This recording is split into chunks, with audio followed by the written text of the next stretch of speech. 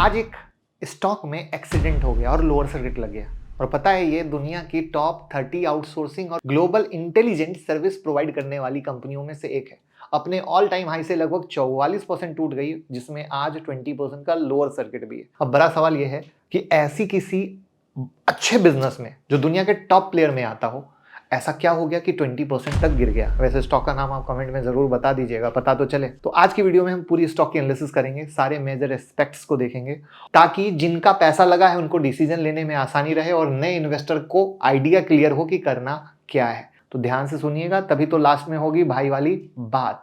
और अगर स्टॉक का नाम ना पता हो तो भैया टेलीग्राम में ये सब अपडेट देते रहते हैं नई नई। जैसे आईपीओ आ रहा है, अपडेट दे दिया ना, तो ये ब्लू टिक है, जुड़ जाइएगा तो सारी अपडेट मिलेगी, वरना एक्सीडेंट के बारे में पता भी नहीं चलेगा। पहले इस स्टॉक का आपको चार्ट दिखा देता हूं भैया। ये देख लो, डेली चार्ट है, इस तरीके से गिरा है। प्राइस एक्शन, ये एक टॉप लगा और ये दूसरा टॉप है जिससे ब्रेकआउट होकर सॉलिड तेजी हुई थी, तो अपने प्राइस एक्शन के सपोर्ट की तरफ आ रहा है, जो इसका एक मेक और ब्रेक बनने वाला है 1300 रुपए के करीब का, जिसपे आपको नजर रखनी है। और ऐसा ही प्राइस एक्शन सीखना है तो 15% का डिस्काउंट मिल रहा है 25 जनवरी से, जो हमारी मास्टर क्लास शुरू हो रही है। 9708094321 पे कॉल कर लीजिए। इंट्राडे स्विंग, पोजिशनल सब सीखेंगे, हैंड होल्डिंग, रिवीजन, स्क्रीनर भी मिलेगा। और गुड न्यूज पता क्या है, आप लोग कह रहे थे ना ऑप्शन बड़ा महंगा हो गया सर, थोड़ा क्रिप्टो भी सिखा दो, तो थोड़ा सा क्रिप्टो भी इसके अंदर इंक्लूड कर देंगे, बेसिक और क्रिप्टो स्ट्रेटजी भी। तो मौका ना जाए, लिमिटेड सीट है, सीट बुक कर लीजिए। तो देखिए, कंपनी की बात करें तो पहले ये इन्फोटेक इंटरप्राइज लिमिटेड के नाम से जानी जाती थी। ये engineering, manufacturing, data analytic, network और ऑपरेशन पर फोकस करती है। मैं लास्ट में बताऊंगा,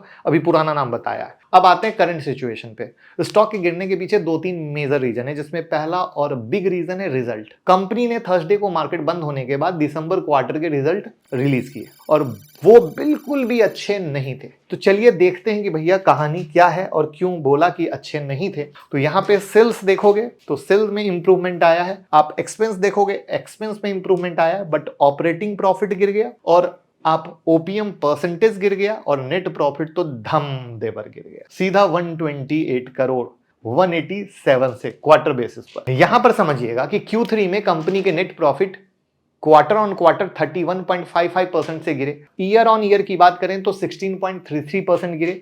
रेवेन्यू में केवल 4% की माइनर ग्रोथ। तो यहां से साफ है कि रिजल्ट अच्छे नहीं है, जो यहां भी देख लिया। अब यहां पे एक और रीजन है, वो है मैनेजमेंट का। मैनेजमेंट से रिलेटेड कंपनी के सीईओ मिस्टर कार्तिकेय नटराजन ने 23 जनवरी यानी कल ही रिजाइन दे दिया, जिसको उन्होंने एक लेटर के थ्रू बताया, जिसमें रीजन भी दिया पर्सनल और प्रोफेशनल गोल का। तो ये ना केवल निगेटिव पॉइंट है, बल्कि एक बड़ा कंसर्न भी है, क्योंकि 5 साल तक किसी कंपनी को चलाने के बाद कोई पर्सनल गोल के लिए क्यों कंपनी छोड़ेगा। खैर, इस पे हम ज्यादा बात नहीं करेंगे, ये कंपनी का कंसर्न है। बट एक इन्वेस्टर कैसे सोचता है वो मैंने बताने की कोशिश की है। तो आप भी कमेंट में बता दीजिए कि आपको क्या सही लगा या गलत लगा, या आपको डाउट आ रहा है। तीसरा रीजन है कंपनी के बिजनेस सेगमेंट में चेंज। यही है मेन रीजन कंपनी के रिजल्ट का खराब आने का।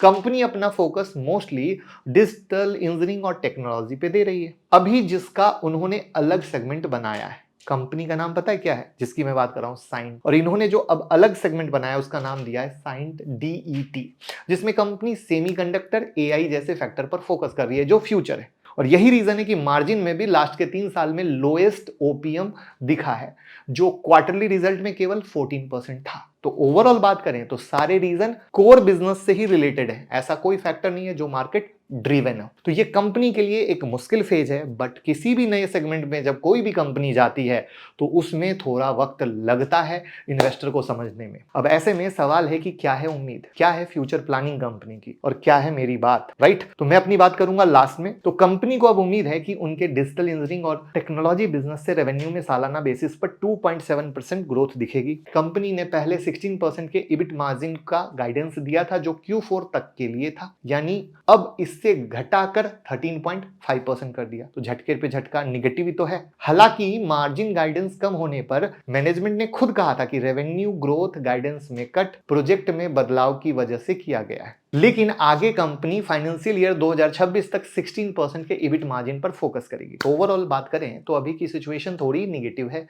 मैनेजमेंट लेवल पर भी चीजें क्लियर नहीं है और आने वाले टाइम के लिए भी अभी कुछ कहा क्लियर नहीं जा सकता है।